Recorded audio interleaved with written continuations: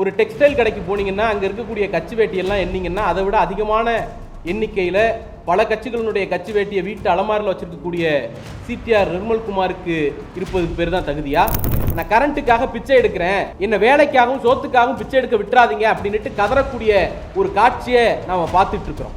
இது குறித்தெல்லாம் எந்த பதிலும் இல்லாத, எந்த அக்கறையும் இல்லாத, எந்த அறிவும் இல்லாத அரசு வழக்கறிஞர் பொறுப்பை பதவியை ஆடி ஆஃபர்ல விற்கிற மாதிரி வித்து கொண்டிருக்கிறார்கள். உங்களுடைய துறையில நடக்கக்கூடிய இவ்வளவு பெரிய ஊழல் குறித்து இன்னைக்கு ஒரு அமைச்சர்களுடைய ஆடியோ ரிலீஸ் ஆகி இருக்கிறதா தகவல் வருது. அதுல டயலாக் எல்லாம் பாத்தீங்கன்னா கொன்னு வெளியே எடுத்துருவேன். அதுக்கு முன்னாடி அந்த அம்மா ஒரு வார்த்தை சொல்றாங்க, அதெல்லாம் நம்ம இதுல சொல்ல முடியாது. அந்த ஆடியோல வரது மாணவர் சமுதாயம் ஒன்னு திரண்டு ஒரு மந்திரியையே பதவியிலிருந்து இறக்கி இருக்கிறாங்க. அது குறித்து வாயே திறக்காத ஒருத்தர் இருக்கிறாருன்னா இந்த தமிழ்நாட்டினுடைய முதலமைச்சர் தான். பாஜக அப்படிங்கிற சொல்ல பயன்படுத்துறதுக்கு தெம்பு கிடையாது. இஸ்லாமியர்கள் போராட்டம் அவங்க இஸ்லாமியர்கள் பாகிஸ்தான் வங்கதேசம் அப்படின்னு டைவர்ட் பண்றது. அந்த மாதிரி மாணவர் போராட்டத்தை எதிர்கொள்ள துப்பற்ற என்னைக்கு நீட்டுக்கு ஒழிப்பு நடக்குதோ அன்னைக்கு அதுக்கு ஒரு பேஸ் டாக்குமெண்டா ஒரு ஆன்மாவா ஒரு டாக்குமெண்ட் இருக்கும்ல, அந்த டாக்குமெண்ட் ஏ கே ராஜன் அவர்களுடைய கமிட்டி ரிப்போர்ட்டா தான் இருக்கும். அந்த ரிப்போர்ட்டை கொடுத்தது திமுக அரசு. இது என்ன பாயசத்துக்கா? இதுதாமா பாயசத்தோட secret. Sweet and condensed milk from Milky Mist. பார்த்தாலே தெரியுது நல்ல சூப்பர் பாயசம். Sweet and condensed milk from Milky Mist. Aachi Masala. எந்த சமையலும் ருசி தேடும் ரகசியம். 20 ரூபாய். தமிழ்நாடு சட்டமன்றத்தில் தேர்ந்தெடுக்கப்பட்ட ஒரு உறுப்பினர் இந்த அரசினுடைய அமைச்சர் என்கிற தகுதியெல்லாம் மறந்து தன்னுடைய ஃபேக் நியூஸ் பரப்பக்கூடிய, வதந்தி பரப்பக்கூடிய அந்த நிலையிலிருந்து எங்களுடைய தலைவர்கள் குறித்து அவர் பேசியிருக்கிறார். கோமாளி, கேவலம், அப்படி இப்படின்ட்டு வாய்க்கு வந்ததையெல்லாம் நேற்று பேசியிருக்கிறார். அவருடைய தலைவர் எப்படி அநாகரிகமாக பேசுவாரோ அதே பாணியில், அதே வகையில், அதே வளர்ப்பின் அடிப்படையில் அவர் பேசியிருக்கிறார். ஆனால் எங்கள் தலைவர்கள் எங்களை அப்படி வளர்க்கவில்லை. அதே சமயம் திமுக தலைவர்கள் குறித்து தொடர்ந்து இதுபோல அவர் பேசி வருவது வன்மையாக கண்டிக்கத்தக்கது அப்படிங்கிறத இந்த நேரத்தில் சொல்லிக்கிறோம். அவர் ஒரு கேள்வி கேட்டிருக்கிறார், தகுதி இருக்கா அப்படின்ட்டு எங்கள் தலைவர்கள் குறித்து கேட்டிருக்கிறார். எது தகுதி?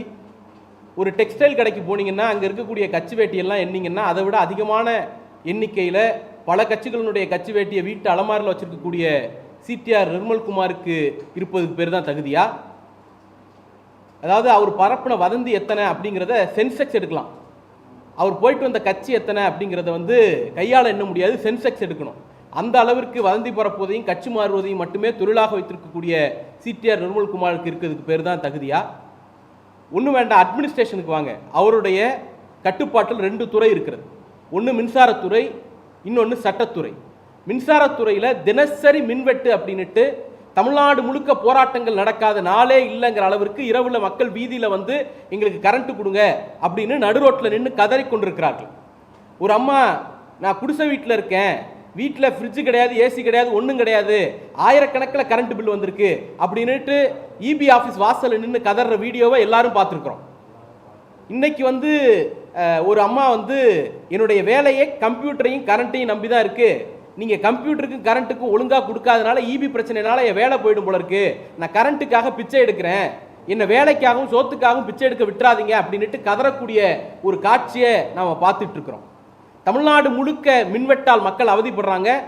மின்சார கட்டணத்தினுடைய விலை உயர்வு நெஞ்சில கை வச்சுட்டு உட்கார்ற அளவுக்கு, ஷாக் அடிக்கக்கூடிய அளவிற்கு உயர்ந்திருக்கிறது. அறிவிக்கப்படாத கட்டண உயர்வாக அது இருக்கிறது. இது குறித்தெல்லாம் எந்த பதிலும் இல்லாத, எந்த அக்கறையும் இல்லாத, எந்த அறிவும் இல்லாத திரு சிடிஆர் நிர்மல்குமார் அவர்கள் எங்கள் தலைவர்களுடைய தகுதி குறித்து கேள்வி எழுப்புறார். அவருடைய இன்னொரு துறை சட்டத்துறை. சட்டத்துறையில் என்ன நடக்குது? இன்னைக்கு காலையில் எல்லாரும் பார்த்துருப்பீங்க, ஒரு ஆடியோ வைரல் ஆயிட்டு இருக்கு. அதில் 15 லட்சம் ரூபா மற்றவங்களுக்கு, அட்வொகேட்டுக்கு, அரசு வழக்கறிஞர் போகணுன்னா மற்றவங்களுக்கு 15 லட்சம் ரூபா, உனக்கு 12 லட்சம் ரூபா அப்படின்ட்டு ஏதோ ஆடி ஆஃபர் கொடுக்குற மாதிரி அரசு வழக்கறிஞர் பணியை, அரசு வழக்கறிஞர் பொறுப்பை பதவியை ஆடி ஆஃபரில் விற்கிற மாதிரி வித்து கொண்டிருக்கிறார்கள். உங்களுடைய துறையில் நடக்கக்கூடிய இவ்வளவு பெரிய ஊழல் குறித்து இதுவரைக்கும் சிடி நிர்மல்குமார் அவர்கள் வாய் திறந்திருப்பாரா? இது குறித்து கட்டுப்படுத்துறதுக்கு எந்த நடவடிக்கையாக எடுத்திருப்பாரா? இது குறித்த புரிதலோ இது குறித்த தகவலோ அவருக்கு வந்திருக்கிறதா? இப்போ இதையெல்லாம் கட்டுப்படுத்த முடியாத அவர் எங்களுடைய தலைவர்களின் தகுதி பற்றி பேசுவதுங்கிறது அவல நகைச்சுவை. அது ஒரு கோமாளித்தனமான பேச்சாகத்தான் பார்க்க வேண்டியிருக்கிறது. இது ஒரு பக்கம். அவங்களுடைய தலைவர் மட்டும் என்ன, ஒரு எம்எல்ஏ மீது பாலியல் புகார் கொடுக்கப்பட்ட ஒரு பெண் என்ன மிரட்டுறாங்க அப்படின்னு ஒரு எம்எல்ஏ மீது குற்றச்சாட்டு வருகிறது. அந்த எம்எல்ஏக்கு துப்பாக்கி ஏந்திய போலீஸ் பாதுகாப்பு கொடுக்கிறது இந்த அரசு. ஒரு மந்திரி ஸ்டேடியத்துக்குள்ள உட்காந்துட்டு மாத்திரை நுணுக்கிறாரு. அதை கேட்டோம்னா அதுக்கு எதிராக நின்னோம்னா அவர் மேலே எந்த நடவடிக்கை எடுக்கிறது இல்லை. கம்ப்ளைண்ட் கொடுத்துருக்கோம், கம்ப்ளைண்ட் மீது நடவடிக்கை இல்லை. அவரை கூப்பிட்டு பக்கத்தில் நிற்க வச்சு ஃபோட்டோ எடுத்து அந்த ஃபோட்டோவை வெளியில் நின்றுடுறீங்க. நான் அவர் கூட தான் நிற்கிறேன், உங்களால் என்ன பண்ண முடியும்? அதுதானே கேள்வி. இன்னைக்கு ஒரு அமைச்சருடைய ஆடியோ ரிலீஸ் ஆகியிருக்கிறதா தகவல் வருது. எல்லாரும் அந்த ஆடியோ பார்த்துருப்பீங்க, எல்லா சேனல்லையும் அந்த ஆடியோ வந்தது. அதில் டயலாக்லாம் பார்த்தீங்கன்னா கொன்று வெளியே எடுத்துருவேன். அதுக்கு முன்னால் அந்த அம்மா ஒரு வார்த்தை சொல்கிறாங்க, அதெல்லாம் நம்ம இதில் சொல்ல முடியாது, அந்த ஆடியோவில் வரது. இன்னும்னா காலை கூட வைக்க விட மாட்டேன், ஏன் பார்டரை தாண்டாத. இந்த டயலாக்லாம் சினிமாவுக்கு டைட்டிலாக வைக்கலாம், மூவிக்கு டைட்டில் வைக்கலாம், அந்த மாதிரி டயலாக்லாம் இருக்குது. அப்போ ஒரு அமைச்சர் மாத்திரை நுணுக்கிட்டு அதை நியாயப்படுத்தி பேசுகிறாரு. ஒரு அமைச்சர் கொலை மிரட்டல் விட்டு ஆடியோ வெளியிடுறதா அந்த அமைச்சர் பேரில் ஒரு ஆடியோ சுற்றிட்டு இருக்கு, எல்லாரும் பார்த்துருக்குறோம். இன்னொருத்தர் துப்பாக்கி ஏந்திய போலீஸ் பாதுகாப்பு ஒரு பாலியல் குற்றச்சாட்டில் மிரட்டினார்னு சொன்ன ஒரு எம்எல்ஏக்கு நீங்க கொடுக்குறீங்க. இதெல்லாம் ஒரு பக்கம் நடந்துகிட்டே இருக்கும்போது ஊர் எக்கேடு கெட்டா என்ன, என்னுடைய படை பரிவாரங்கள் எவ்வளவு அயோக்கியத்தனங்களை பண்ணா என்ன, எனக்கு 10வது மாடியில ஃபுல் சிவிஓட ஆஃபீஸ் இருந்தா போதும் அப்படின்னு லக்ஸுரியை என்ஜாய் பண்ற, சொகுசை என்ஜாய் பண்ணக்கூடிய அந்த தன்மைக்கு பேர் கோமாளித்தனமா இல்லையா? அதுக்கு பேர் தகுதியா இல்லையா? மக்கள் கேட்குறாங்க சார், இதுதான் கோமாளித்தனம்னு மக்கள் சொல்றாங்க சார். இது என்ன, இது மட்டுமா? இன்னைக்கு என்ன பத்தி எரியுது, இந்தியா நாடு முழுக்க நீட் தேர்வுக்கு எதிராக பாஜகவுக்கு எதிராக மக்கள் போராடிட்டு இருக்கிறாங்க. மாணவர்கள் ரோட்ல உட்கார்ந்து இருக்கிறாங்க. ஒரு மாணவர் சமுதாயம் ஒன்று திரண்டு ஒரு மந்திரியையே பதவியிலிருந்து இறக்கி இருக்கிறாங்க. அது குறித்து வாயே திறக்காத ஒருத்தர் இருக்கிறாருன்னா இந்த தமிழ்நாட்டினுடைய முதலமைச்சர் தான். என்ன ஆதரவு தெரிவிச்சீங்க? ஏன் ரோட்ல உட்காரல? ஏன் அது குறித்த எந்த புரிதலையும் நீங்க ஏற்படுத்தல? பாஜக அப்படிங்கிற சொல்ல பயன்படுத்துறதுக்கு தெம்பு கிடையாது. கோவைக்கும் மதுரைக்கும் மெட்ரோ கிடையாது அப்படின்னு 2வது முறையை ரிஜெக்ட் பண்ணியிருக்காங்க. அதை எதிர்த்து இப்ப வரைக்கும் முதலமைச்சர் வாயே திறக்கல சார், கேள்வியே கேட்கல சார். அதுக்கான துணிச்சல் அவர் கிடையாது. முதல் குவார்ட்டர்ல, பினான்சியல் இயர்னுடைய முதல் குவார்ட்டர்ல போன ஆண்டை விட இந்த ஆண்டு ஒன்றிய அரசாங்கத்தினுடைய நிதி 2500 கோடி ரூபாய் குறைஞ்சிருக்கு அப்படின்னு ஆடிட் ரிப்போர்ட் வந்திருக்கிறதா செய்தி வருது. அதை எதிர்த்து கேள்வி கேட்பதற்கு இந்த முதலமைச்சருக்கு, இந்த அரசுக்கு, தாவேக்காவுக்கு திராணி கிடையாது. தமிழ்தாய் வாழ்த்த 3வது தான் பாடுவோம் அப்படின்னுட்டு தமிழ்நாட்டில் இருக்கக்கூடிய ஒரு பல்கலைக்கழகத்தினுடைய துணைவேந்தர் பப்ளிக்கா ரிலீஸ் பண்றார், செய்தி கொடுக்கிறார். அந்த துணைவேந்தரை கண்டிக்கிறதுக்கு வக்கு கிடையாது, வகை கிடையாது. பாஜகங்கிற சொல்ல வாயிலிருந்து வருவதற்கே துளியும் தெம்பற்ற முதுகெலும்பற்ற இந்த கூட்டத்தை கோமாளி கூட்டம்னு சொல்றதா இல்லையா? இந்த கூட்டம் எங்க தலைவர்களுடைய தகுதியை பார்த்து பேசுகிறது. அந்த தன்மைக்கு பேர் தான் கோமாளித்தன்மை. முடிஞ்சா பாஜகவை கண்டிக்கிறேன், பாஜகவை எதிர்க்கிறேன், பாஜகவினுடைய கோமாளித்தனங்களை எதிர்க்கிறேன் அப்படின்னு உங்க தலைவர் ஒரே ஒரு வார்த்தை பேசுற சொல்லுங்க. அப்புறம் சொல்லிக்கிறோம் நீங்க வீரன், நீங்க ஹீரோ, நீங்க அசகாய சூரன் எல்லாம் அப்புறம் ஒத்துக்கிறோம். இன்னைக்கு நிலைமைக்கு பாஜகங்கிற வார்த்தையை பயன்படுத்துவதற்கே அஞ்சு நடுங்கக்கூடிய அந்த தன்மைக்கு பேர் தான் கோழைத்தனம், கோமாளித்தனம், பாசிச கோமாளித்தனம். நீங்க இப்படி தொடர்ச்சியாக ஒரு பக்கம் பாஜகவை எதிர்க்கிறது இல்லை. இன்னைக்கு உங்க எல்லாருக்கும் தெரியும், தலைமைச் செயலகத்தில் முதலமைச்சர் ஆபீஸ்க்கு போகக்கூடிய அந்த என்ட்ரன்ஸ் வாசல்ல ஃபயர் எக்ஸ்டிங்விஷரோட ஒரு காவல்துறை அதிகாரியை நிக்க வச்சிருக்காங்க, ஒரு காவலரை நிக்க வச்சிருக்காங்க. எதுக்கு? புகார் கொடுக்க வரக்கூடியவர்கள் தீக்குளிக்கிறதுக்கு அட்டம் பண்றாங்க அப்படிங்கிறதுக்காக. அந்த லட்சணத்தில் தான் இந்த நாட்டினுடைய மக்கள் இருக்கிறாங்க. முதலமைச்சர் வெக்கமே இல்லாம மேடையில் ஏறி என்ன சொல்றாரு? மக்கள் ரொம்ப மகிழ்ச்சியாக இருக்கிறாங்க அப்படிங்கிறாரு. மக்கள் மகிழ்ச்சியா இருந்தா ஏன் சார் உங்க ஆபீஸ் வாசல்ல வந்துட்டு அட்டம்ப்ட், தீக்குளிக்கிறதுக்கான அட்டம்ப்ட்ல ஈடுபடுறாங்க? அப்ப மக்கள் பிரச்சனை குறித்து அக்கறை இல்லை. பாஜக தமிழ்நாட்டு மீது ஏற்படுத்தக்கூடிய நெருக்கடி குறித்து அக்கறை கிடையாது. இவர்களுடைய அமைச்சர்கள் போடக்கூடிய அழுச்சாட்டியங்கள், லூட்டிகள், அது குறித்து எந்த அக்கறையும் கிடையாது. இதெல்லாம் நடக்குதா நடக்கலையா, இப்படி எல்லாம் ஒன்று இருக்குதா இல்லையானே தெரியாத ஒரு முதலமைச்சர் 10வது மாடியில் எனக்கு ஃபுல் சி வியூவில் ஏசி ரூமோட ஆஃபீஸ் வேணும் அப்படின்னு இருக்கிற ஆஃபீஸை இடமாத்துறதுல கவனம் செலுத்துறாரே, அந்த தன்மைக்கு பேர் தான் கோமாளித்தனம்னு ஊரெல்லாம் பேசிக்கிறாங்க. இந்த மாதிரியான கோமாளித்தனங்களை உடனடியாக நிறுத்திவிட்டு தமிழ்நாட்டு மக்களுக்கு என்ன தேவையோ அது குறித்து அக்கறையோடு சிந்தித்து செயல்பட்டா அதில் ஒரு நியாயம் இருக்கிறது. எதிர்கட்சிகளை பெறான்றதுலையும் அது அடிப்படையாக இல்லாமல் கொஞ்சம் கூட நாகரிகம் இல்லாமல் உங்கள் தலைவர் மாதிரி பேசுகிறத முதல்ல நிறுத்தினீங்கன்னா நல்லது. நிறுத்தலைன்னா திராவிட முன்னேற்ற கழகம் அதை எப்படி எதிர்கொள்ளுமோ அப்படி எதிர்கொள்ளும். இப்ப என்னன்னா அமைச்சர் நிர்மல்குமார் நேற்று சொல்லியிருக்காங்கன்னா திமுக வழிநடத்த கட்சிக்குள்ளேயே ஒரு வாக்கெடுப்பு தான் சொல்லியிருக்காரு. எப்படி பார்த்துருக்கீங்க சார்? திமுகவை யார் வழிநடத்துறது அப்படிங்கிறது குறித்தெல்லாம் திமுகவுக்கு தெரியும். 75 ஆண்டு காலம் கட்சி எதிரில் நின்ன காங்கிரஸ் இன்னைக்கு பல காலம் இல்லாமல் போயிடுச்சு. எம்ஜிஆர் இருந்தார், ஜெயலலிதா இருந்தார், இன்னைக்கு நீங்க இருக்கிறீங்க. எதிரில் நிற்கிற உங்களுடைய முகம், கட்சி, பேரு, தலைவர்கள் இதெல்லாம் மாறி மாறி இருந்துட்டே இருக்கே தவிர 75 வருஷமா திராவிட முன்னேற்ற கழகம் இந்த பக்கம் அப்படியே கம்பீரமா நிக்குது. தமிழ்நாட்டினுடைய அரசியல் சென்டரா, தமிழ்நாட்டினுடைய பொலிட்டிக்கல் சென்டரா திராவிட முன்னேற்ற கழகம் எப்பயும் இருக்கு. அதனால நீங்க எங்களுக்கு கிளாஸ் எடுக்க வேண்டிய அவசியம் இல்லை. கட்டமைப்புனா என்னன்னு தெரியுமா? ரெஃபரண்டம் எடுப்போமா? எத்தனை கட்சி மாறி வந்தீங்க அப்படின்னு இது வரைக்கும் கணக்கு எடுப்போமா? எத்தனை பொய் பேசிட்டு வந்தீங்க அப்படிங்கிறத கணக்கெடுப்போமா? நாளைக்கு தாவேக்கா ஆட்சி போனீங்கன்னா அந்த கட்சியில் இருப்பீங்களா இல்லை இருக்க மாட்டீங்களா அப்படின்ட்டு தாவேக்காவுடைய நிர்வாகிகள்கிட்ட கணக்கெடுப்போமா? எல்லாம் வேணாம் சார். இதெல்லாம் ஏன் அவர் பேசுறாருன்னா ஒரே ஒரு காரணம் தான், அவருக்கு அந்த கட்சியில் மதிப்பு இல்லை, மரியாதை இல்லை. அந்த கட்சியில யாரும் அவரை மதிக்கிறது இல்லை. மதுரையை சேர்ந்த அமைச்சர் அவரு ஒரு நிகழ்ச்சிக்கு போறாரு, மதுரையை சேர்ந்த தாவேக்கா எம்எல்ஏக்கள் அந்த நிகழ்ச்சிக்கு வரலன்னு ஸ்டேஜை விட்டு இறங்கி தெரிச்சு ஓடுறாரு. அப்ப சொந்த கட்சி எம்எல்ஏக்களே மதிக்காத நிலைமையில தான் சிடிஆர் நிர்மல்குமார் அவர்களுடைய நிலைமை இருக்கு. அதுல இருந்து டைவர்ட் பண்றதுக்காக திமுக குறித்து அவர் பார்க்கிறார். திமுக குறித்து அக்கறைப்பட வேண்டாம் சார், உங்க எம்எல்ஏக்கள் மதிக்கிற மாதிரி முதல்ல நடந்துக்குங்க, மத்தத அப்புறம் பேசலாம். ஜென்சியை சம்பந்தமா நிர்மல்குமார் விமர்சிச்சிருக்காரு. ஜென்சியுடைய வேலைகள் கட்டமைப்பு தெரியல அப்படின்னு சொல்லிட்டு எதிர்க்கட்சி விமர்சனம் பண்ணியிருக்காரு. இல்ல, ஜென்சி பத்தின அவர் விமர்சனம் வந்து வைத்தறிச்சலுடைய வெளிப்பாடு. ஒட்டுமொத்த ஜென்சி எங்களுக்கு தான் வேலை ஓட்டு போட்டாங்க அப்படின்னு அவர் கிரியேட் பண்ணி வச்சிருந்த அந்த அஜெண்டாவுக்கு, அந்த நரேட்டிவ்க்கு எதிராக ஜென்சிங்கிற பேர்ல திராவிட முன்னேற்ற கழகத்தின் பக்கம் பெருமளவு இளைஞர்கள் வராங்கிறத பொறுத்து கொள்ள முடியாமல் அவர் பேசுறார். இன்னொரு முக்கியமான விஷயம், அவர் ஹைஜாக் பண்ணிட்டாங்க நீட் எதிர்ப்பு போராட்டத்தை, ஜென்சிங்கிறது மூலமா ஹைஜாக் பண்ண அட்டம் பண்றாங்க அப்படிங்கிறாங்க. உங்களை யாராவது வர வேணாம்னு சொன்னாங்களா? அந்த போராட்டத்தை எல்லா கட்சிகளும் போய் ஆதரிச்சிச்சு. திமுக ஆதரிச்சிச்சு, நாம் தமிழர் ஆதரிச்சிச்சு. அந்த போராட்ட குழுவில் இருக்கிறவங்களே சொல்றாங்க, அதிமுகவையும் தாவேக்காவையும் பாஜகவையும் தவிர அத்தனை பேர் வந்து எங்களுக்கு ஆதரவு தெரிவிச்சாங்க அப்படின்னு சொல்றாங்க. உங்களை எது தடுத்துச்சு போய் ஆதரவு தெரிவிக்கிறதுல? நீங்க ஆதரவு தெரிவிச்சா பாஜக கோச்சுக்குங்கிற பயம் தான் உங்களை தடுத்துச்சு. பாஜகவுக்கு பயந்துட்டு தான் நீங்க போய் அங்க ஆதரவு தெரிவிக்கல. இன்னொரு முக்கியமான விஷயம், அதுல என்ன சொல்றாரு, நாங்க கடைசியா நாங்க போனோம் அப்படிங்கிற மாதிரி சொல்லியிருக்காரு போல இருக்கு. எப்ப போனீங்க? இந்த வடிவேலு படகு போட்டிக்கு போவார்ல, அந்த மாதிரி ராஜ்மோகன் அவர்களுக்கு, அமைச்சர் ராஜ்மோகன் அவர்களுக்கு இதே வேலை. காலைல 6 மணிக்கு வர சொன்ன சாயந்தரம் 6 மணிக்கு வந்திருக்கேங்கிற மாதிரி போராட்டம் எல்லாம் முடிஞ்சு போகிற அளவுக்கு அவங்க மத்திய மந்திரி ராஜினாமா பண்றாருங்கிற செய்தி வந்த பிறகு, மக்களே கூடாரத்தை காலி பண்ணிட்டு போயிடலான்னு முடிவெடுத்த பிறகு இவரு போய் நானும் ஆதரிக்கிறேன் அப்படிங்கிறாரு. மக்கள் கேட்டாங்களே மெரினாவை ஏன் சார் திறந்து விடலன்னு, பதில் சொல்ல வேண்டியதானே? அதுக்கு எங்க இருக்கா அந்த பதில் சொல்றதுக்கு தெம்பு இருக்கா? ஜனநாயக ரீதியாக போராடிய மாணவர்களை ஒடுக்கியது தாவேக அரசு, அவர்களோடு நின்றது திராவிட முன்னேற்ற கழகம். இப்ப அவங்களை டேக் பண்ணணும். பாஜகவோட வேலை இது. பாஜக தான் எந்த போராட்டத்தை எடுத்தாலும் அவங்க உள்ள புந்துட்டாங்க, இவங்க உள்ள புந்துட்டாங்க, அவங்க ஹைஜாக் பண்ணிட்டாங்க. விவசாயிகள் போராட்டினா காலிஸ்தான் பஞ்சாப்ல இருந்து வராங்க, ஆம் ஆத்மி ஆதரவு அப்படின்னு நலிஃபை பண்றது.